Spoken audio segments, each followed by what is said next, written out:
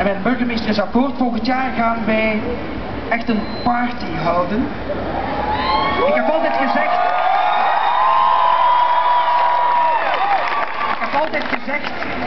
op de Flikkendag zijn de acteurs de kers op de taart. Ik beloof jullie, volgend jaar zijn ze de taart. En we gaan allemaal hier weer in het centrum van Gent iets enorm organiseren. En ik hoop gewoon dat er jullie allemaal weer bij zijn. Dankjewel. Ja, vanaf nu is het nog ook Mr. Flikkendag. Belofte maakt schuld, dus volgend jaar is er hier opnieuw een feestje en staat de Gentse politie alweer centraal. Belofte maakt schuld, hè? Ik hou over het algemeen met beloftes en ik zal het ook verzorgen. Oké, heel graag. Tot volgend jaar en bedankt voor alles wat je hebt gedaan.